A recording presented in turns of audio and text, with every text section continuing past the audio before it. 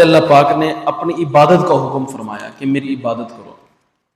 اللہ پاک نے دونوں راستے ہمیں دکھائے ہیں۔ آپ علیہ السلام ہمارے لیے خیر خواہ بن کر آئے۔ اللہ جل شانہ کے پاک پیغمبر ہیں جناب رسول اللہ صلی اللہ علیہ وآلہ وسلم، اللہ کے نبی جیسا دنیا کے اندر خیر خواہ کوئی نہیں آیا، نہ ہی بعد میں آئے گا۔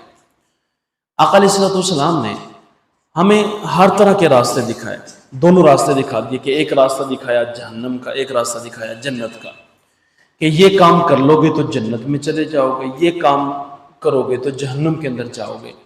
یہ آپ علیہ السلام نے ہمیں بالکل بہترین صاف طریقے سے ہمیں سمجھا دیا۔ آقا علیہ السلام نے ایک مرتبہ آقا علیہ السلام بیٹھے تھے، تشریف فرما تھے، صحابہ کرام بھی بیٹھے ہوئے تھے۔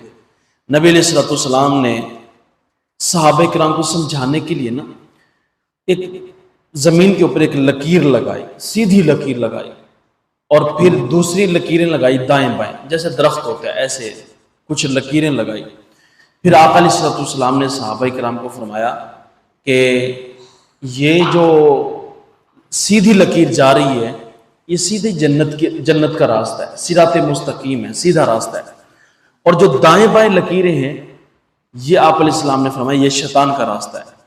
مطلب یہ تھا کہ آقا علیہ السلام کے بتانے کا مقصد یہ تھا کہ دین کا راستہ صراط مستقیم ہے، شریعت کا راستہ صراط مستقیم ہے، اور ان میں کہ آقا علیہ السلام کے بارے میں ہم کوئی نہیں کہہ سکتا کہ نبی علیہ السلام نے ہمیں صحیح طریقے سے نہ سمجھایا ہو۔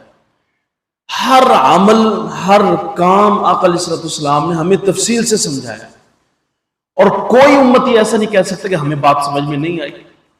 آقا علیہ السلام نے بتا دیا کہ یہ کام کر لو گے تو جنت ہے، یہ کام کرو گے تو جہنم ہے۔ آپ علیہ السلام نے ہمیں صاف سمجھایا۔